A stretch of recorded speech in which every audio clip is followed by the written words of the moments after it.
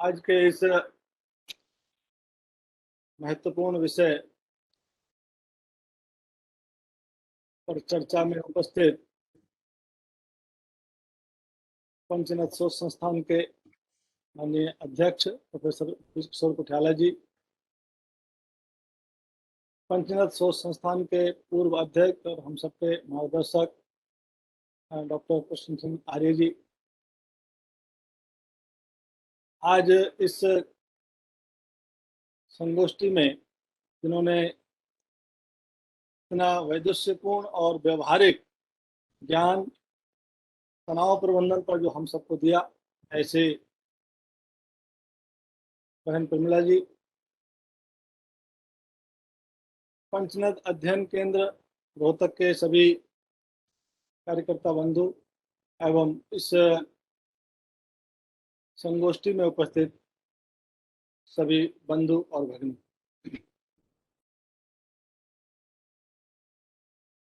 Doctor Pramila जी ने अपने इस वैदुष्यपूर्ण वक्तव्य में तनाव प्रबंधन के जो जो बिंदु हो सकते हैं, जो जो बातें हो सकती हैं, वो सभी बहुत ही सरल ढंग से और बहुत ही व्यवहारिक ढंग से, क्योंकि वो इस को अपने जीवन में जी रही हैं और मुझे लगता है अपने जीवन के इतने लंबे कार्यकाल में उन्होंने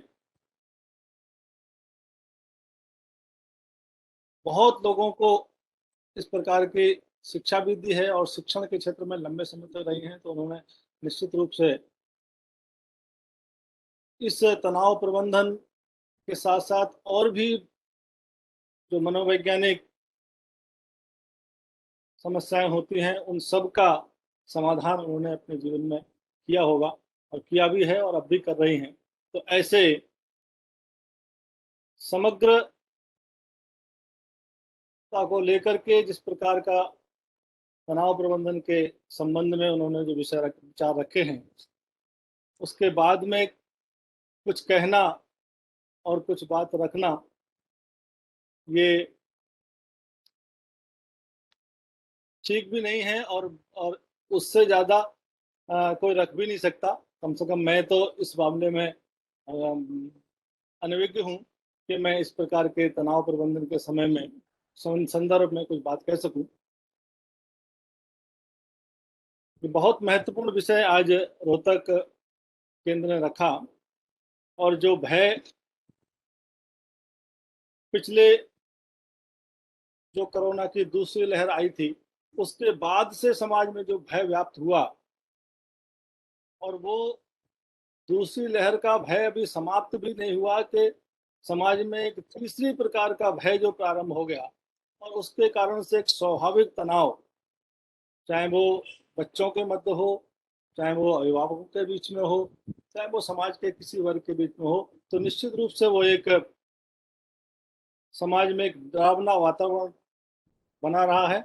और ऐसे समय में इस प्रकार के विषयों को लेकर के समाज में जागरूकता लाना और समाज में उस भय से मुक्ति उस समाज को मिले, उस समाज भय से दूर रहें, ऐसा वातावरण निर्माण करना इस प्रकार की गोष्ठियों का एक मूलभूत जो उद्देश्य होता है, वो ऐसी गोष्ठियों से पूरा होता है। तो तनाव तनाव ये होना, ये कोई कोरोना के कारण से हो रहा है, ये कोई नई बात नहीं है कि कोरोना के कारण से कोई भी बीमारी आती है तो व्यक्ति में तनाव हो जाता है। कितने प्रकार की इससे पहले बहुत सारी बीमारियां आई होंगी तो भी तनाव हुआ है। हमारे व्यक्तिगत जीवन में भी कोई घटना घटती है या कोई भी हमको हमारे अनुकूल नहीं दिखता तो हमको तनाव हो जाता है, या कोई दुख जो हम सोचते हैं वो पूरा नहीं होता तो तनाव हो जाता है। लेकिन उस तनाव को कैसे ठीक करना, उस तनाव से अपने आप को कैसे मुक्त रखना, ये भारतीय जीवन पद्धति में ये प्रावधान भी किया हुआ है। क्योंकि बहुत लंबे समय से हम लोग अपनी जो भारतीय जीवन पद्धति है, उससे थोड़ा दूर हटते जा रहे हैं और उसके कारण से छोटे-छोटे कोई भी समस्याएँ हमारे जीवन में आती हैं, तो हम तनाव से ग्रस्त हो जाते हैं। कई कारणों का डॉक्टर परिमला जी ने संकेत किया। हमारा जो पारिवारिक जीवन था, वो एक संयुक्त जीवन था। एक अपने आप में तनाव प्रबंधन उसमें होता था। वो पारिवारिक जीवन और व्यक्तिगत जीवन हो गया। उसके कारण से हम अपने मन की बात किसी से कह नहीं सकते, किसी दूसरे की बातों को हम सुन नहीं सकते। उसके कारण से भी एक मन में एकाकीपन रहता है और एक अलग अलग प्रकार का एक भय निर्माण होता है। उस भय के कारण से केवल तनाव ही नहीं, उसके वजह से और भी कई प्रकार की बीमारियां हमारे अंदर घर कर जाती हैं। हमने देखा पहले वाले कोरोना के काल से दूसरे वाला जो कोरोना का काल आया, उसमें कहीं ज्यादा जनहानि हुई। उसका कारण हमारा जो एकाकीपन वो तो रहा ही, और भय हमारे जीवन में कुछ ज्यादा रहा। तो उन सब चीजों को हमारी जो भारतीय जीवन पद्धति है, उसमें ठीक प्रकार से उसको उसका प्रबंधन करने की व्यवस्था हमारे यहाँ थी, और इसीलिए हम उन सबसे मुक्त रहते थे। प्रकृति के साथ हमारा सामंजस्य रहता था, और सामंजस्य के कारण से हम उन सब चीजों से मुक्त रहते थे। आज हम प्रकृति से दूर होते जा रहे हैं, और हम ये मान के बैठे हैं कि सारी चीजें हमारे हाथ में हैं, हम ही सारी चीजों के कर्ता हैं, और हम ही उसका समाधान निकाल लेंगे। तो जब हम ही सब कुछ अपने आप को मान लेते हैं, तो वहां समस्याएं पैदा होती हैं, और फिर व्यक्ति दूसरों के साथ सामंजस्य बिठाने की कोशिश नहीं करता, और वो धीरे धीरे अकेलापन महसूस करता है, और उसके कारण से भी ये समस्याएं आती हैं। दूसरा एक महत्वपूर्ण विषय जो प्रमिला जी ने भी संकेत किया था, कि हम बहुत जल्दी नकारात्मक सोच से ग्रस्त हो जाते हैं, और वो नकारात्मक सोच, ये सबसे बड़ा कारण है हमारे अंदर अ, शारीरिक मानसिक विकृतियां और तनाव लाने का। तो जितना हम नकारात्मक अपनी सोच से दूर रहेंगे, सकारात्मक अपने आप को रखेंगे, हम उससे निश्चित रूप से हम उससे इस तनाव से दूर हो पाएंगे। और सकारात्मक सोच हमेशा अपने अंदर ये अपने आप से ही आती है। दूसरों के दुख को देखना, उसके प्रति सहानुभूति रखना, या फिर उसके दुख से अपने आप को तनावग्रस्त कर देना, इन दोनों में हम कैसे मार्ग निकाल पाते हैं, ये हमको सोचने वाली बात। अभी कई मेरे मित्र इस कोरोना काल में जो अस्पतालों में एडमिट हुए और ठीक होकर आ गए थे, और उसके बाद उन्होंने अपने नजदीक के लोगों को जब देखा कि वो उनकी मृत्यु हो गई है, पता लगा कि कुछ दिनों बाद उस भय के कारण से वो स्वयं ही चले गए। ऐसे कई घटनाएं जो मेरे नजदीकी मेरे परिचित लोगों में हुई है।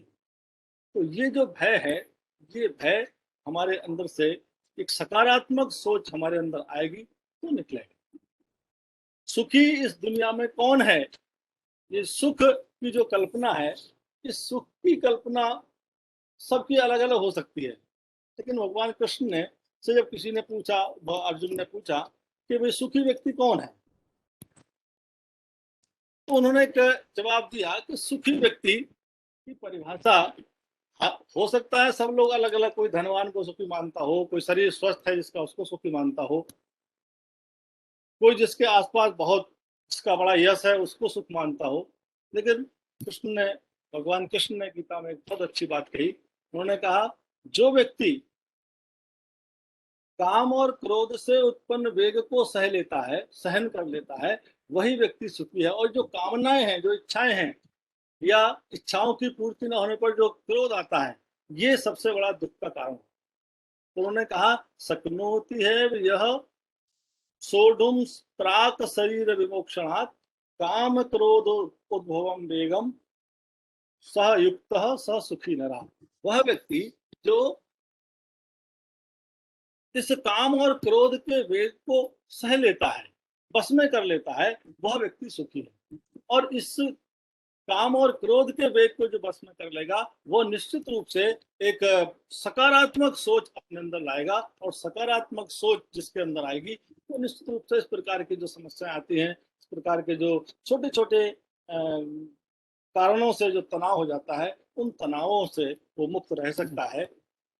तो इतना अच्छा प्रमिला जी ने जो सारा विषय, बढ़िया महत्वपूर्ण विषय रखा, उसके बीच में मुझे आदेश किया गया। मैं इसका अधिकारी नहीं था और ना मैं इस विषय में बहुत ज़्यादा बोलने का, समय भी काफ़ी हो रहा है और हमारे मध्य में हमारे माननीय अध्यक्ष प्रोफेसर कुचाला जी उपस्थित हैं और हमारे डॉक्टर कृष्ण सिंह आर्य जी भी, जिनका मार्गदर्शन हमको हमेशा मिलता रहता है और जिनका जो विद्वता के क्षेत्र में जिनका अपना एक स्थान है, ऐसे उनके बीच में मुझे आदेश हुआ, जिसका मैं अधिकारी नहीं था, लेकिन फिर भी जैसा मुझे आदेश हुआ मैंने 2 शब्द कहने की कोशिश की है।